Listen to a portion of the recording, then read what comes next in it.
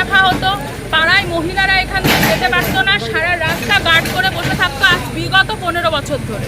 সে পাড়ায় কেউ তার বিরুদ্ধে কোনো কথা বলতে পারবে না, সঙ্গে সঙ্গে তাকে বন্দুক দিয়ে ভয় দেখাবে, যে কেউ কিছু বললে তাকে বোমা চার্জ করা হবে, নানা রকমভাবে দোকানগুলো থেকে টাকা পয়সা তোলা, দাদাগিরি, মাফিয়া, সিন্ডিকেট, বালির গাড়ি ধরা সমস্ত কিছু তিনি করতেন।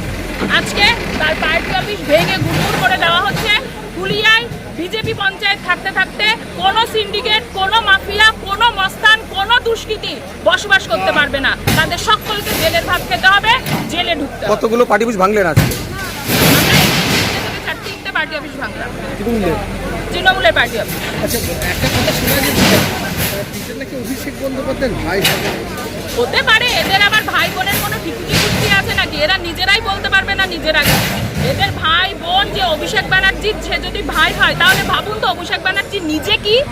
সে নাকি পশ্চিমবঙ্গের যুবরাজ। কোথায় সেই যুবরাজ? কোথায়? পশ্চিমবাংলাটাকে বেঁচে চলে গেল, যুবদেরকে ভিখারি বানিয়ে চলে গেল। কর্ম, শিক্ষা, বালি, খাদ্য কি চুরি করেনি? তাদের ভাই হলে তো এইরকমই পরিস্থিতি হবে, তাদের তো চরিত্র এইরকমই হবে। ঘনিষ্ঠ ছিল? হ্যাঁ, ঘনিষ্ঠ ছিল, আগে ঘনিষ্ঠ ছিল, ঘনিষ্ঠ যে যেমন তার পরিবারের লোক তো তেমনই হবে। তাহলে অভিষেক সে বড়। তোর নাম বলো। আমার নাম দোনামশা, ফুলিয়া টাউনশিপ গ্রাম পঞ্চায়েত। ফুলিয়ায় যতগুলো অবৈধ জায়গা, মানে সরকারি জায়গায় অবৈধ তৃণমূলের পার্টি অফিস ছিল, এখানে পিটার মুখার্জি, ভালো নাম শুভঙ্কর মুখার্জি, ওর এখানে অবৈধভাবে পার্টি অফিস ছিল। এই যে সামনেই বাড়ি, তো সেই জায়গায় দাঁড়িয়ে এগুলো ভাঙা হচ্ছে। এবং সৈকত দাস বলে একজন তৃণমূলের এখানে মস্তান, এই পিটার মুখার্জিও মস্তান, তোলাবাজি, রাহাজানি, মানুষকে অতিষ্ঠ করে ফেলেছে। মানুষ পুরো অতিষ্ঠ হয়ে, এলাকার মানুষ সবাই এক জোটবদ্ধ হয়ে আজকে জেসিবি দিয়ে ভাঙছে। এই পার্টি অফিসগুলো কি সরকারি না ব্যক্তিগত সম্পত্তি? এটা সরকারি জায়গায়, ওই পাঁচিল ওই জায়গাটায়, এখানে সরকারি জায়গায় দখল করে এতদিন ছিল। তার জন্য এগুলো আমাদের এলাকার যারা টাউনশিপের লোকজন তারাই ভাঙছে। কতগুলো এখনো পার্টি অফিস ভাঙলেন আপনারা? আমরা এ নিয়ে 3টে হলো। সবই কি অবৈধ? সব কটা অবৈধ, সরকারি জায়গায় ছিল, সব কটাই অবৈধ। আপনার নাম পরিচয়? আমার নাম কৃষ্ণপদ হালদার, শান্তিপুর পঞ্চায়েত সমিতির মেম্বার। ফুলিয়াতে বিগত 15 বছর টিএমসি আসার পরে যে অবৈধভাবে এই যে লুটেরাজ সরকার, তারা যে তোমার রাস্তার পাশে সরকারি জমি দখল করে ক্লাব, পার্টি অফিস করে সেখানে অ্যাকচুয়ালি সুরাখানা তৈরি করেছিল। অ্যাকচুয়ালি এগুলো পার্টি অফিস নয়, এগুলো হচ্ছে সুরাখানা। সেই সুরাখানাতে রাত্রিবেলায় খানাপিনা চলতো।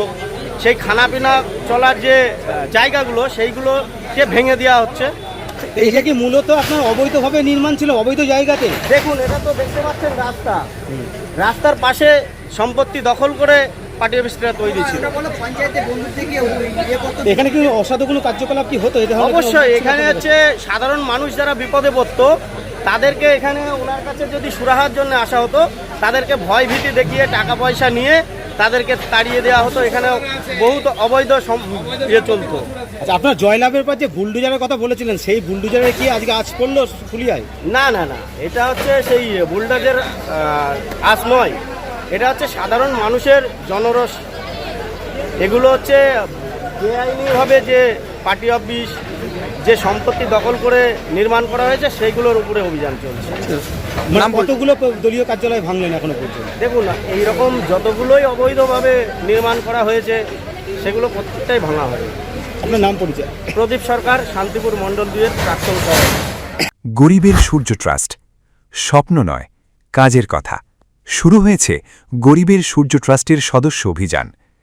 আমরা খুঁজছি এমন মানুষ যারা সমাজের জন্য কিছু করতে চান, অসহায় মানুষের পাশে দাঁড়াতে চান এবং একটি সুন্দর, শিক্ষিত ও স্বাবলম্বী সমাজ গড়তে চান।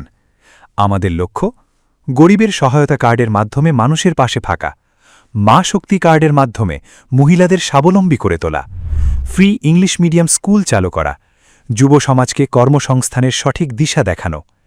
আপনিও হতে পারেন এই মানবিক উদ্যোগের অংশ।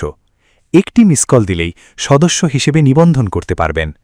অন্য কাউকে অনুসরণ করতে নয়, নতুন সমাজ গড়তে আমাদের সঙ্গে যুক্ত হন।